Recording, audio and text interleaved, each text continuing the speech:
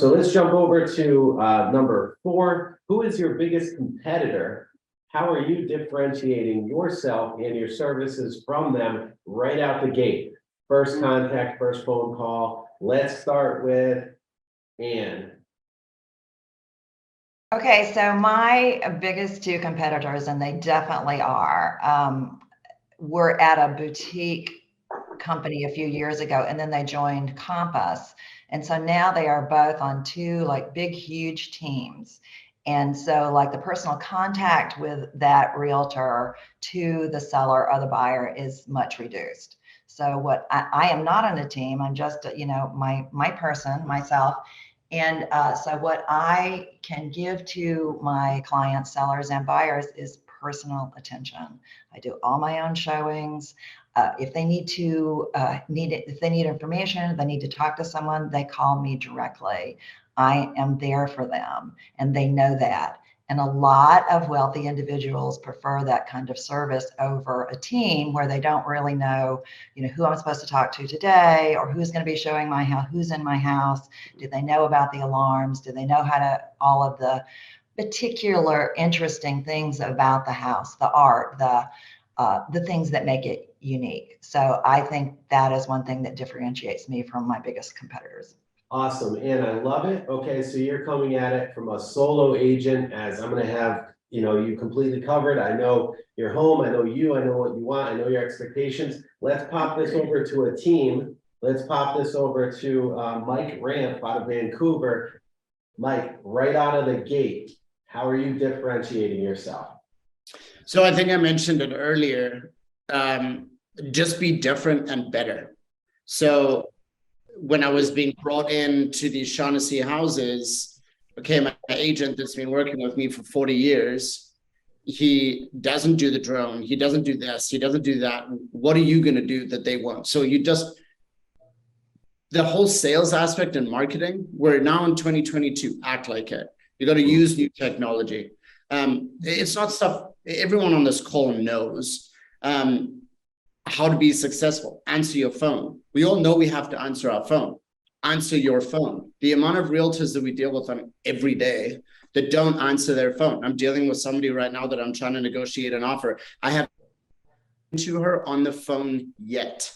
And we're on the second round of a counter and she won't answer her phone. How do you sell real estate if you don't answer your phone? To be honest, if I'm in the shower and my phone rings, I'll turn off the shower, I'll get out, and I'll answer the phone. If I don't recognize that phone number, I'm answering that phone. 9 times out of 10, it's a marketing call trying to sell me a lead gen. But what happens if it's not? So answer your phone. As easy as just answer your phone. And a lot of the time I get to the end of a transaction and a client will say, you know what, the best part of dealing with you is you answered your phone. That's honestly one of if you can take one thing from this call, I think that's the most successful. Absolutely. And so go ahead, Anne. I just said I agree with that. Answer your phone. Yeah. But we're getting back to the basics now, which for a couple of years in most of our markets, business was just flying in, right? So out of everything we're looking at and hearing here, we're getting back to basics. I'm hearing, not in this call yet, but door knocking. I'm hearing, open houses, the face-to-face, the network, postcards. That's all where it's at. Great. All right, let's jump over to Jennifer. Jennifer, how are you separating yourself from your competitors? Yeah, it's really one of those things that for me, it's research on the properties. Again, my competitors are the good old boys, but there are some high-end companies in some of the areas I work with, but they won't go into another county. And when I say another county, well, that county might be 45 minutes away. I personally have no problem driving 2.5 hours one way for a showing because I know that's money and the scenery is beautiful. So, but before I even get there, I've already pulled up, topography maps. I pulled up soil samples. I pulled up gas line pipeline surveys and stuff like that, because all that's public, information. It's not like I have to call companies or pay for that. So when we get there, and if I have a buyer client and I'm there meeting with another agent, and I show up with my folder and I'm set and I have all this documentation ready to hand to my client when we step out to get ready to look at something, that puts me way above and beyond than just, showing up with the MLS sheet, learning about, one of the main things for us is, when I'm working with a lot of investors, they in 3 years will want to divide up the property. Guess what? Let's calculate the rollback taxes on that, because not too many people realize that if you change the use of a property, you're going to have rollback taxes, and sometimes that can be astronomical. So really doing research and really being prepared to impress the other agents when you show up to a showing, that'll put you way above and beyond your competitors. Absolutely. Great stuff. Thank you. Emiliano, how are you separating yourself from your competition? What are you doing to differentiate yourself? I strongly agree with Jennifer. You need to be prepared a lot.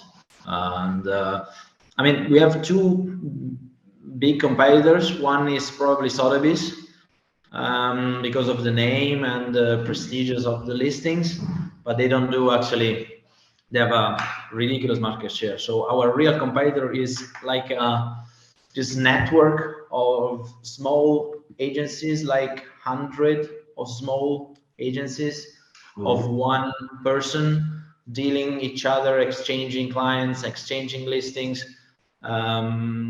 It's hard because you have one against a lot. Sometimes it's hard because you have one against a lot of people, but they do a lot of noise. So we separate from them with professionalism. We do better marketing. We work on our own, so we don't share. That in US is insane to say that, because you share, you normally follow a buyer and someone else follows the seller. We join the two parties. In Italy, it's quite different actually. So we try to stay on our own, instead of dealing with 800 listings. We focus on ours, 200, and we do it better. So that's it, pretty much it.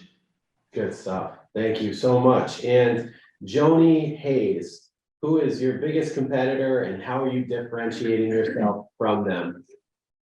So, like everybody else has already said, my biggest competitor are the good old boys who have been here doing their work for the past, I don't know how long, and they feel entitled. They don't want to go out of their way to exceed people's expectations for service. They've been working the way they've been, and it's been working out just fine for them, and they have not moved forward. When I go on a listing appointment of this caliber, and actually any caliber, I am loaded to the hilt with data. So I have all of my Engel and Volker stuff. I have my white listing book, which is full of testimonials from people talking about how I do business, because they can't read that while I'm there. But of course, I leave it with them. They're going to read that, and it should be confirming what they think they just learned about me when we were together. I also take with me exposés to show the difference in how we market. I take examples of my postcards that I send out to neighborhoods that I've been at before. And then I'm loaded with data. So our MLS has this great part to it that we can plug in data for a neighborhood, and you can see, and then it gives you a really nice looking chart. It shows how many cash sales have happened in that neighborhood, and how is that comparing now versus the market that we just saw where everybody was bringing cash. What percentage of the properties sold above list and what we're in now. And I'm able to really, with that data, drill down to what they should expect for their home, and how the whole market is moving and shifting. And I can do it for their neighborhood, and then of course the area in general that they're in. And I think that the more data that you can bring to them and the more examples you can show of what's going on now, what went on before, what we're expecting to happen, sometimes we're right, sometimes we're not, they can see that A, I've done my homework before I got there, but B, I'm going to continue to do that because I've got past information and current. And I can pretty much guarantee that that good old boy who's been in their house before me has nothing like the stuff that I've just brought them. And then those charts, I have a folder ready for them, and I put them in the folder with my card and say, and these I'm going to leave with you because I know you're going to want to review them. And you're right, I'm right, because they've been looking at them and holding them up and like, you know, where's my house on this? They haven't seen that data before. And I think that that's a way to wow them. It's something new that they have not seen. Yep, absolutely. Giving them more than your fair share of data. I like that. You walk into a listing appointment with a massive amount of information. It's almost overwhelming to the seller, and going and walking them through it and guiding them through it. They're going to look at you as the expert. I agree 100%.